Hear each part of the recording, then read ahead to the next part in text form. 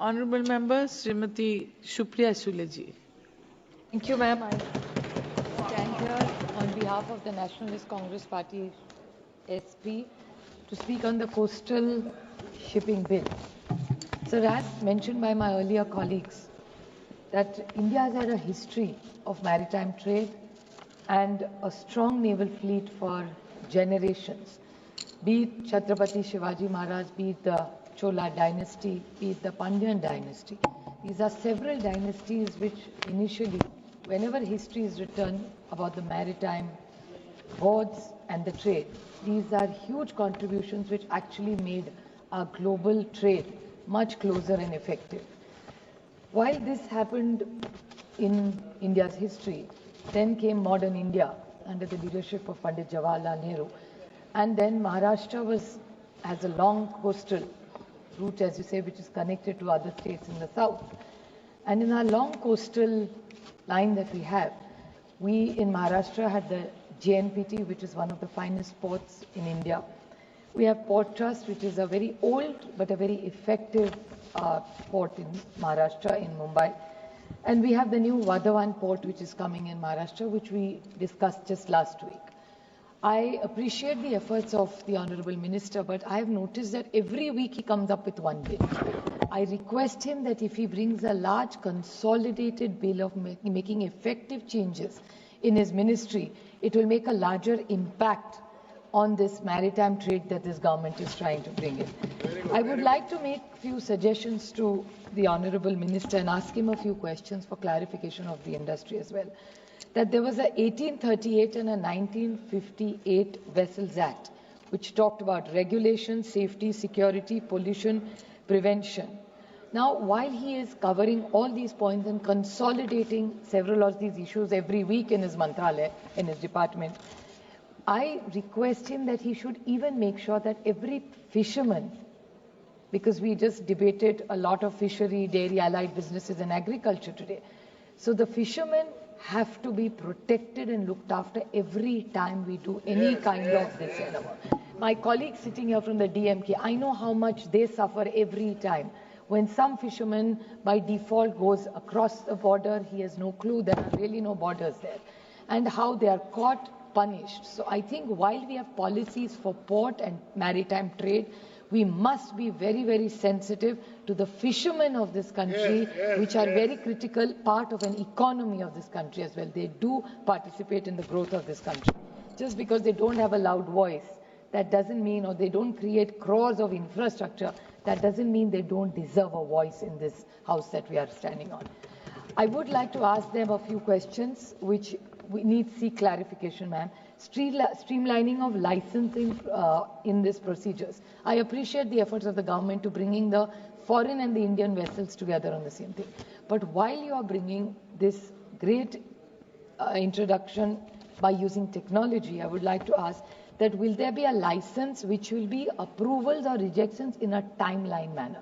So if you're using so much technology, it has to be very effective and it has to be time bound. Only then this industry would really grow. Nobody wants harassment. The second thing is they've used the word services. Now in services, after GST has come, there are various services. The income tax bill which we have in the all of us, several of us in the committee, there is a word service. GST has a word service. Every industry has the word service. Now this also they have brought in a service. So while there is taxation and services, the definition of the word services must be totally uniform in all these cases is something that the government must clarify. And if they haven't done it, I urge them to bring it under one meaning in every bill and make sure it is the same everywhere so there is no confusion in any industry. Next thing is modernization and digital integration. Now they have talked about making a database. With so much technology, it is so easy. But this real data name, it has to be analytical driven and make sure that policy making and investments in this industry have to be tracked. Because most young people who are looking for jobs are always confused. They don't know where to apply. Even if they apply, the skilling is not good enough. There's always upgrading of skills required with so much change in technology. So be it policy or employment, what is the specific intervention this government is doing, they must clarify. While just last week, my colleague and friend Kani Moliji talked about extensively during question hour about environmental safeguard. She herself comes from a constituency which has a very big port, which was mentioned by my colleague earlier. Now, the whole thing is decarbonization efforts for making sure there is no or less pollution. I won't say no pollution because that's not possible. It's too idealistic to expect that. But can we not work towards making it a zero pollution business and making sure that the fuels in this entire shipping industry are clean? India has a huge ammonia efforts that we have. We have a lot of ammonia. Is it possible to integrate it, which is an international demand? From January, I'd like to just quote this. From January 1st, 23, all ships must comply to an International Maritime Organization's Energy Efficiency Existing Shipping Index and a carbon intensity indicator. I think this is very, very critical. And she also, Kani Moziji also talked about it in the question hour. So I think we need, while you're making these policies, environment has to be at the center of any growth of any great infrastructure project in this country. Conflict resolution, Professor Roy talked about it. I will not repeat it, but I'd like to make a small point. What he has suggested, I'd like to reiterate that the Director General is going to be made in charge of all this policy.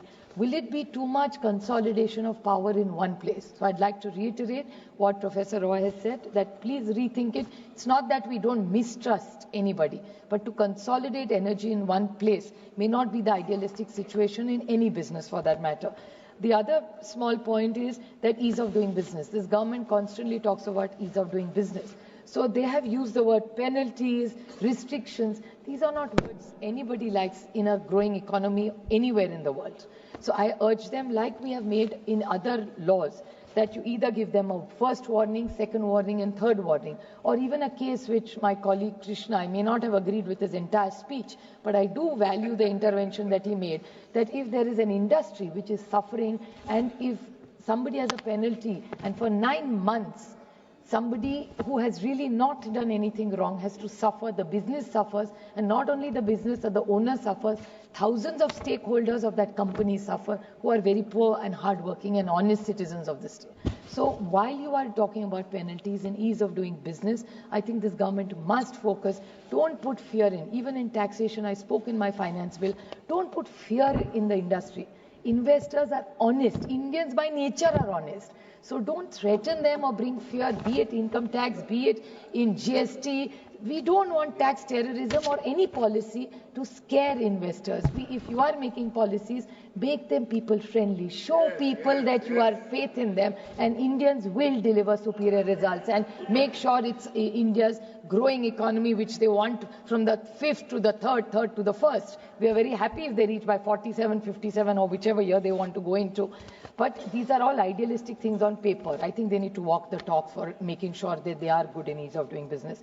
And the last small point for good investors in India operation and shipbuilding, there are 3 very serious interventions this government needs to make. Is make sure that's a good and easy tax policy, make sure there's good access to credit and easy access to credit, and the infrastructure support that governments need to go and encourage maritime trade. I again take this opportunity. I appreciate all the good work done by the very honorable minister, but if he consolidates it, I think he'll be far more effective. He is effective, but he'll be far more effective if he consolidates all his bills together. Thank you.